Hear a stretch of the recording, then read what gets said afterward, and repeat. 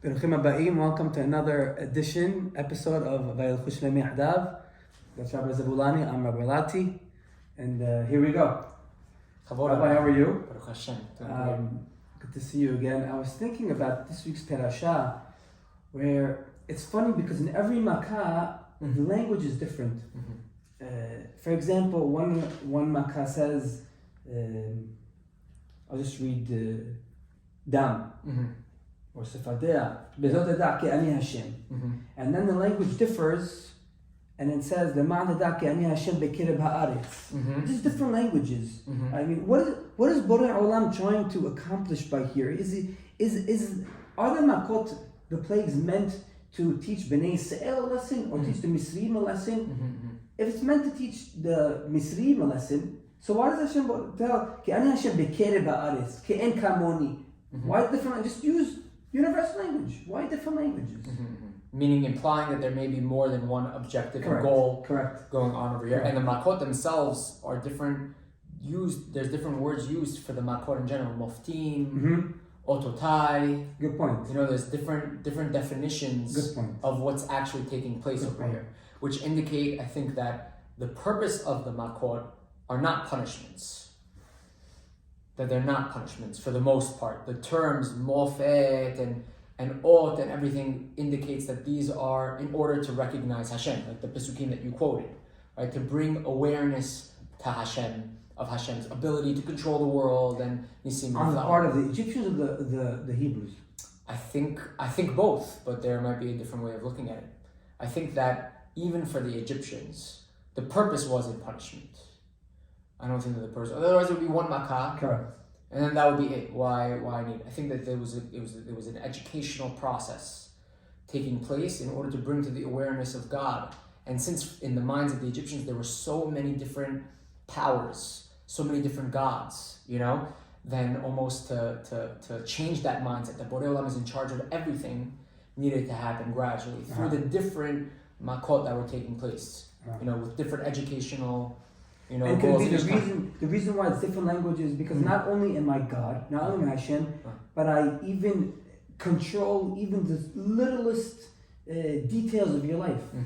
Ke'en kamoni b'chol ha'aretz, ke'ani Hashem bekerev ha'aretz.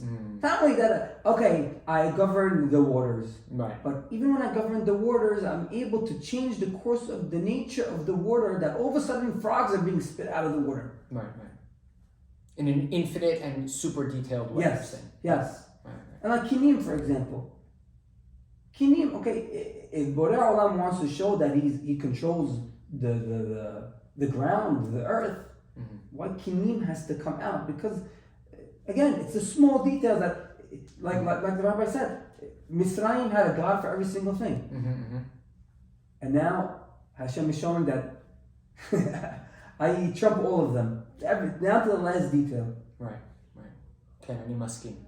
I think that was an educational lesson. That was not to cause suffering or punishment. But it was also midah keneged midah, measure for measure. Yeah, definitely. I read a midrash that said because they deprived the Jewish ladies from going to the mikveh, that's why Hashem changed all the water to blood. Wow.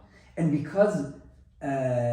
because they gave them so strenuous jobs to do, and just tedious jobs, so Hashem gave, for example, Barad, I believe the hail. Yeah.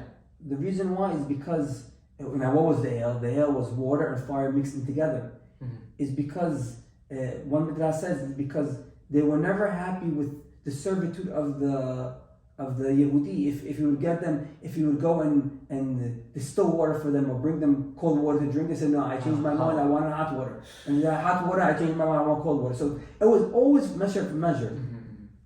Sure, it might not be punishment, but just tell them you did something wrong. Right. Within the teachable lesson that there was also, a consideration for the terrible things that they were doing. Right? Yes. That was also taken into consideration. Yes. It wasn't the purpose of these makot, but it was taken into consideration the evils that Mitzrayim was doing. You have any particular favorite makkah? Wow, there's a very interesting question on Tzfardea, right?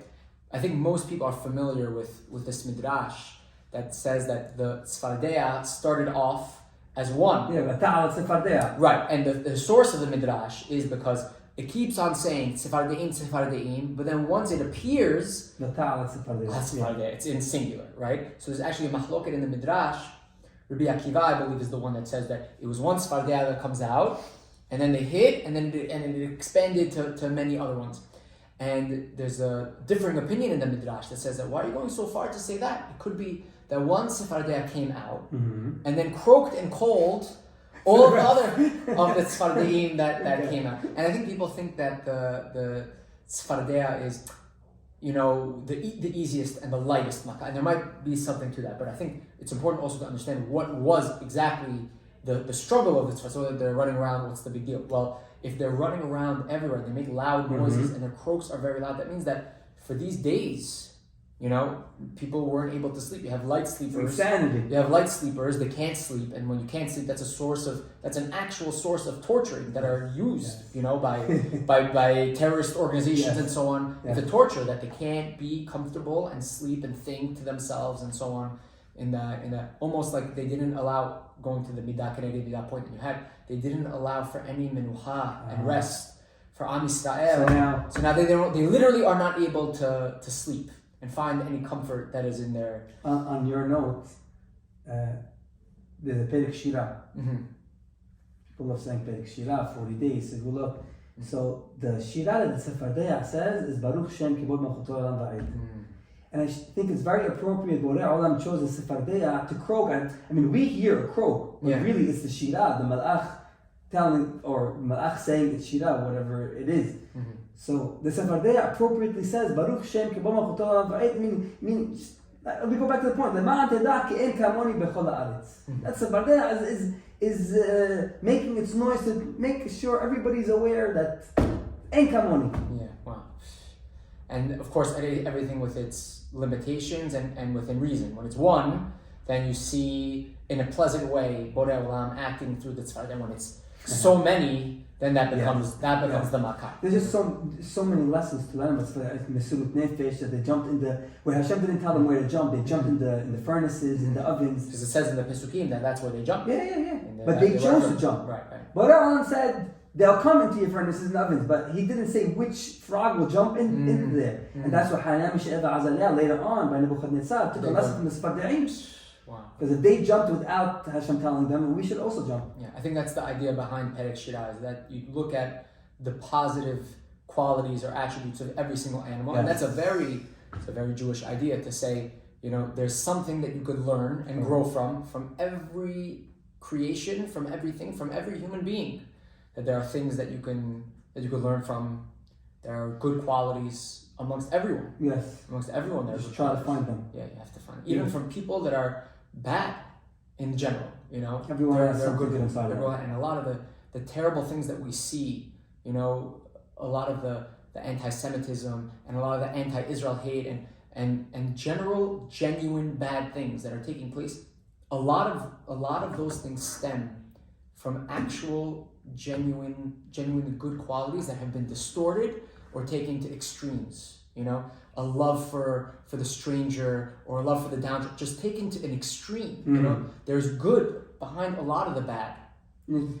Behind a lot of the bad, there's good, just distorted or taken to extremes. And that's what we're saying. The message of the Sfardea is great, but once it's taken to an extreme, how much suffering can come. Nice point. How much suffering can come. Yeah. Nice point. Everything needs to have its moderated point in the right place, in the right time, and everything that's exaggerated or taken too far, could even religion, that's even the thing, religion could be taken to a point which becomes unhealthy and extreme and doing things, terrible atrocities in the world. Everything's good in moderation. Yeah, everything in moderation. Like the Rambam says, Shvil HaZahav, the golden road. Be'ezrat Hashem shenizkeh be'emet ladat, what is part of the battle is knowing what the right path is, the middle path, and then the other half is adjusting yourself to go in that right path. But just knowing what that means, the moderation is. Rabbi, we've been getting email. Yes. Fan email. Fan email. Hashem. Yes. It's very positive. And we want feedback, and we want also suggestions. So please remind the viewers what you want to hear, what you want to see, and if there are any questions. And the emails will be on the bottom, Vayelekhu2@gmail.com.